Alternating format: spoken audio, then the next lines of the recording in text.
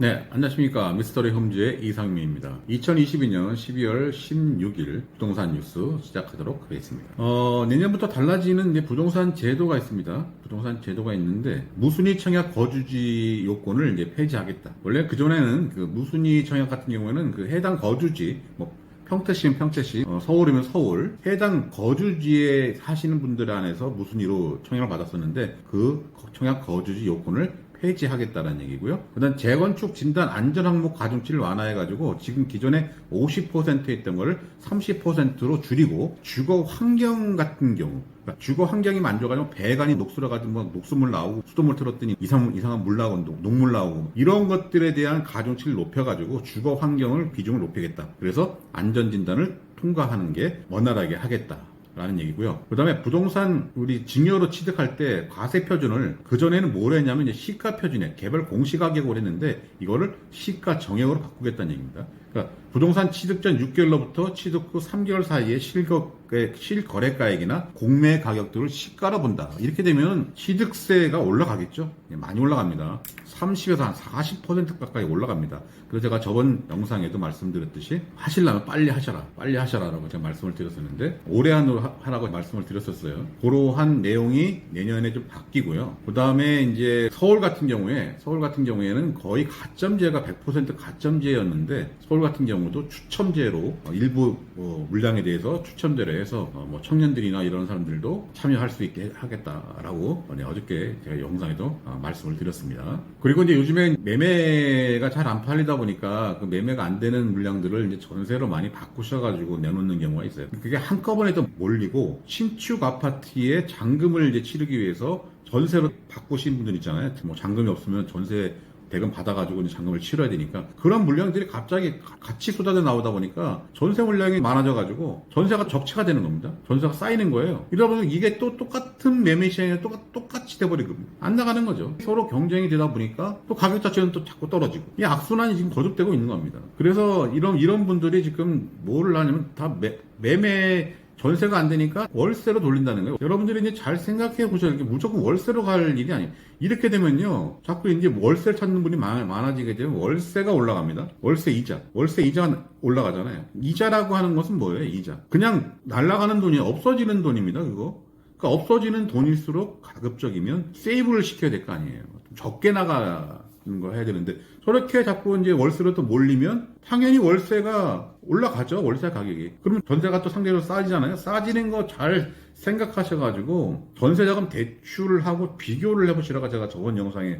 말씀을 드렸는데 잘 생각해 보셔야 돼요. 이걸 무조건 월세로 갈 일이 아닙니다. 여기 보시면 뭐라고 나와 있냐면 시중에 전세 대출 금리가 7%로 치솟는 탓에 전세 수요마저 월세로 옮겨가면서 전세값을 끌어내리고 있다라고 돼 있는데 여기에 이게 잘못된 게요. 시중에 전세자금 대출 금리가 최대 77%대로 이게 바꿔야 됩니다, 이거. 지금 7%가 아니에요. 지금 금융감독원의 전세자금 대출 금리 나와 있는 거 보면요. 시중은행입니다. 당월 최고금리 4.43, 4.51, 4.62, 4.64, 4.69, 6.43, 6.57, 6.21 이렇다고요. 7%가 아니에요. 7%가 있어요. 7%도. 여기 부산은행에 7.34도 있고 삼성생명에 7.02도 있고 화재에 7.42도 있어요. 7.65도 있고. 이건 최고금리인 거지 일반 평균금리가 아니라는 거예요. 저희 그 사무실에 그 대출 상담을 영업하러 오신 분들을 있는데 그분들도 저한테 얘기한 게 5점 중반이라는 거예요. 전세자금 대출이. 근데 도대체 뭘 가지고 7%라는 사람들이 이 7% 그러면요 그냥 기본 7%인 줄 알아. 그거 가지고 계산해보니까 월세가 싸네?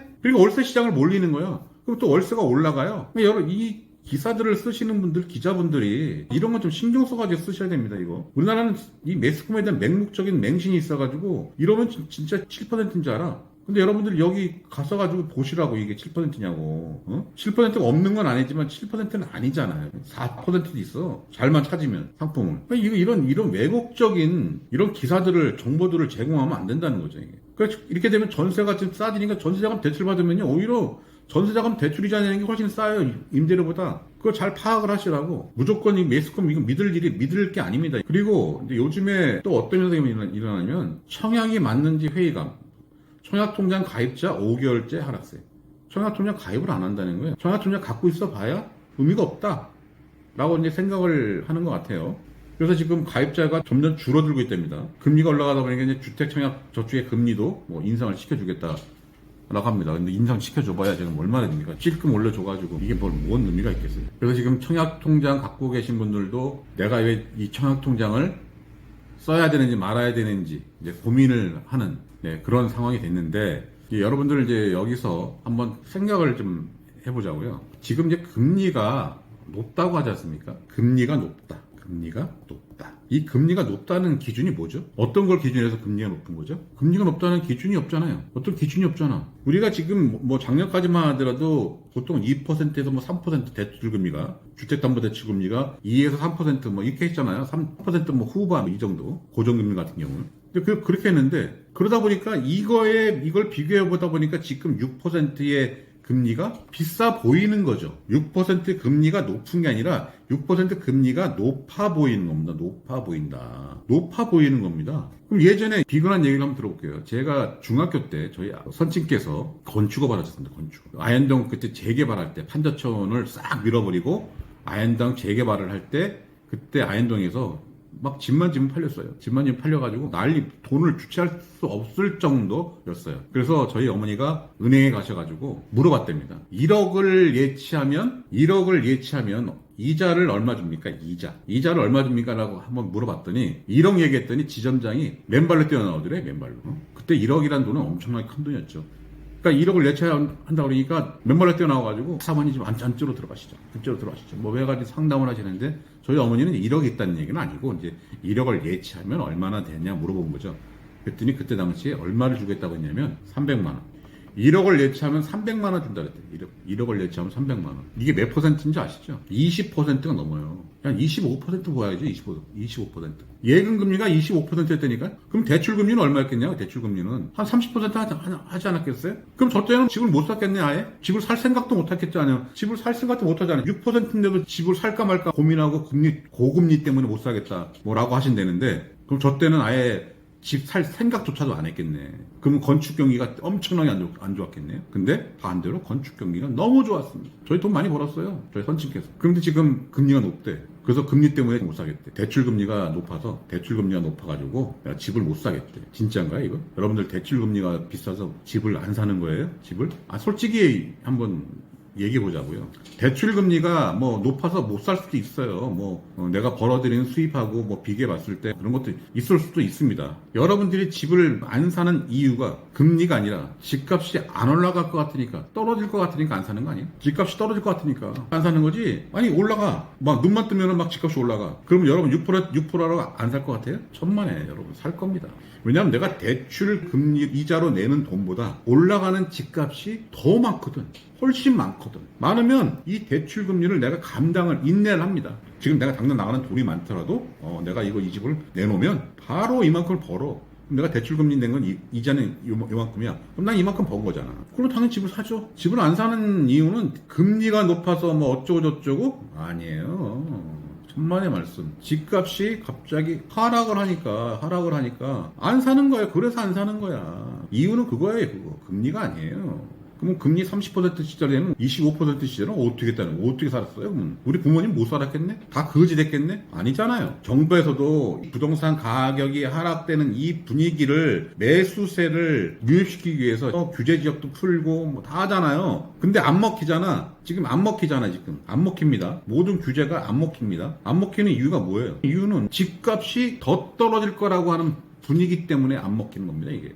그러다 보니까 여기 청약도 이게 맞는지 회의감을 느낀다. 이 회의감이란 게 뭐예요? 내가 청약 통장을 썼는데 써가지고 그 분양을 받았어. 분양을 받았으면 대부분이 분양받을 때 보면 주변 시세보다 분양가가 좀 싸잖아요. 싸면은 내가 그걸 분양을 받으면 주변 시세대로 내놔도 나는 이익을 볼 수 있겠다라는 생각 때문에 청약을 하는 거 아닙니까? 근데 지금은 분양한 분양가보다 주변의 시세가 더 떨어지다 보니까 그러니까 거의 못 사는 거지. 주변 시세보다 내가 왜 비싸게 사야 돼? 왜? 이런 생각이 들어서 지금 안 사는 거예요. 뭐 청약통장 회의감? 뭔 회의감이야, 회의감은. 웃기는 소리 하지 마세요. 무슨 회의감이에요. 집값 떨어질 것 같으니까 안 하는 거지. 그럼 청약은 갖고 계세요.